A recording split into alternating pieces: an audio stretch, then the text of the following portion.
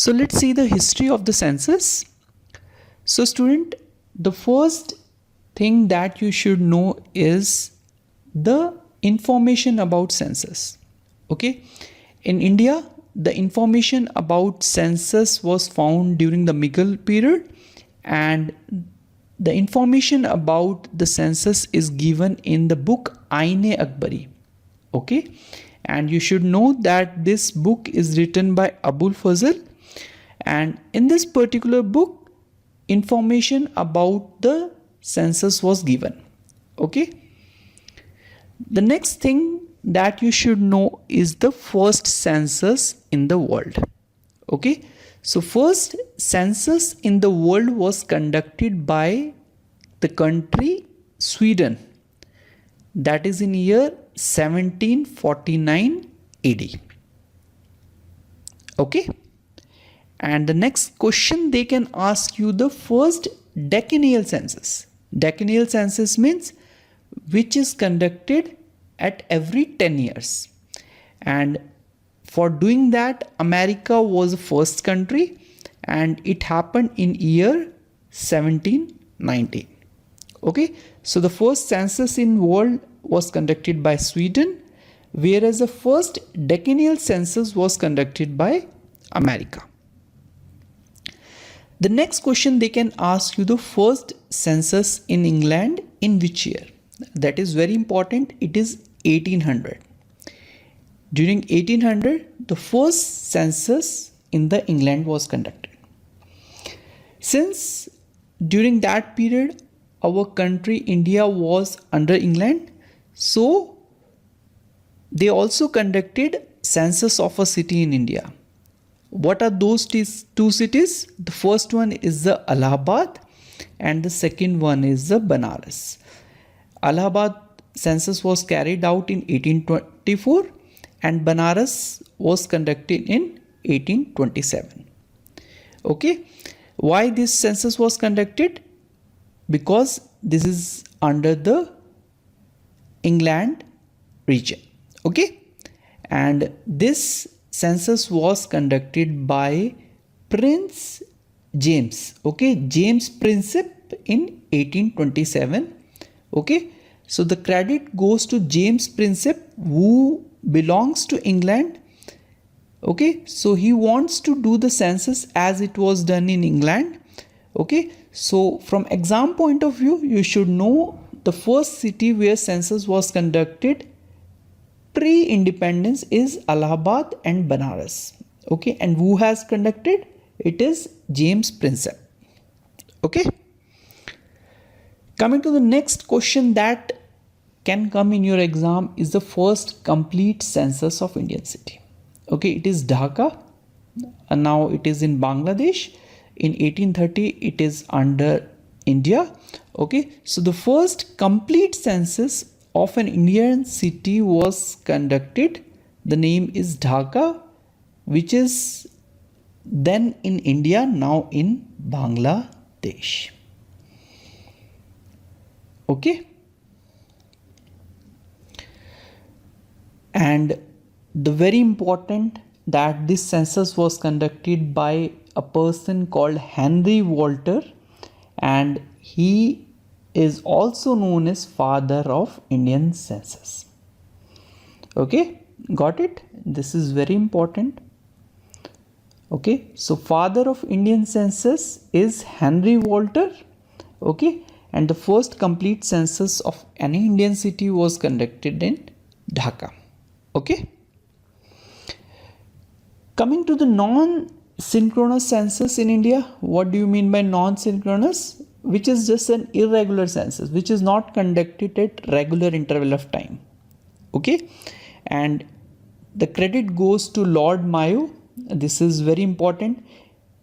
Okay, 1872. If the question says the first census in India, it should be your answer Lord Mayo, whether it is given non-synchronous or synchronous. Okay, so if it is not mentioned anything, you go with the Lord Mayo. But if they are specifying like first non-synchronous census, the answer should be Lord Mayo. But in case if they ask first synchronous census, okay, then your answer should be under the Viceroy Lord Ripon. Okay, so the first synchronous census was conducted on this particular date, more specifically 1881, and the first non-synchronous census was conducted in 1872. These are the two important periods for the census as far as India is concerned, and the first synchronous census in India was carried under the Viceroy Lord Ripon. Okay, and one more question they can ask you is the census commissioner. Okay, so who was the census commissioner when first synchronous census was carried out? It is W.C. Plowden. Okay, W.C. Plowden, just remember this name. Okay, so I will repeat once again which are the important one. First non-synchronous census in India was conducted during the period of Lord Mayo, that is in 1872, whereas first synchronous census was conducted in 1881 under the Viceroy Lord Ripon, and the census commissioner was W.C. Plowden. Okay. The next very important topic is decadal growth rate. Okay, so as you can see, the growth rate in the chart, this is the population, whereas the red one is the growth rate. Okay, one important thing if you see is the year 1921. Where is this year? 1920. Okay, here you see growth rate is minus 0.31. Why suddenly the growth rate got reduced? It is due to famine and epidemic at that time. Okay, why this is called great dividing year? Because after this point the population is continuously increasing, so it is dividing two portion where the growth rate was negative, afterward it was always positive. Okay, so it is dividing the year basically, and that year is 1921. Okay, and the growth rate at that time was minus 0.31, means people are not born at that time. In fact, mortality rate is more than the balanced one. Okay, and afterward it is always positive. I already told you. Sorry. One more thing, because of this population explosion, okay, so India became the first country to adopt family planning in the world. Coming to the census post-independence, let's see the few previous year question pointers that can come in your exam. The first one is the first census which was conducted after independence. Okay, so we got independent in 1947, and if you see the decennial census which is conducted at every 10 years, which started with 1881, so in year 1951, okay, the first census after independence was conducted. Okay, the next one is the last census. Okay, so the last census which was conducted by India is year 2011. Okay, and the 2011 census was the 15th decennial census. Okay, 15th decennial census, and which is 7th after the independence. Okay, so 2011 census was the 7th census after independence, and overall 15th decennial census since from the beginning. Okay, and coming to the 21st century, it is the second census which was conducted in 21st century. Okay, and remember 2021 was supposed to have one census, but because of this COVID and other political reason, it was not carried out. Okay, the other point, like the first act after independence which was related to census was 1948 Census Act, and the article in the Constitution of India which state that it is a union subject, and the article is 246. Okay, and remember student, this census survey is conducted by Ministry of the Home Affairs. Okay, Ministry of Home Affairs. And who is the nodal authority of conducting census? It is the Office of Registrar General and Census Commissioner. Okay, which is basically works under the Union Ministry of the Home Affairs. Okay, and in 1951, that is the first census which was carried after the independence. At that time, Census Commissioner was R.A. Gopalaswamy. Just remember this name, R.A. Gopalaswamy. Okay, and the next you should know is the current Census Commissioner. Okay, this basically belong to the current affairs, so that's why we are not putting it here. Okay, let's see few of the important pointers related to Census 2011. Student, just remember this Census 2011 is the 15th decennial census, 7th census after the independence, and 2nd census of the 21st century. Okay, 15th decennial census means, okay, 15th means from the starting point that we have seen 1881. Okay, and 7th after the independence. So the first census, that is 1951 census, was conducted after independence. So afterwards it is the 7th census. Okay, and in the 21st century it is the second one. Okay, so 2001, then 2011. Okay, the other question that they can ask is the motto.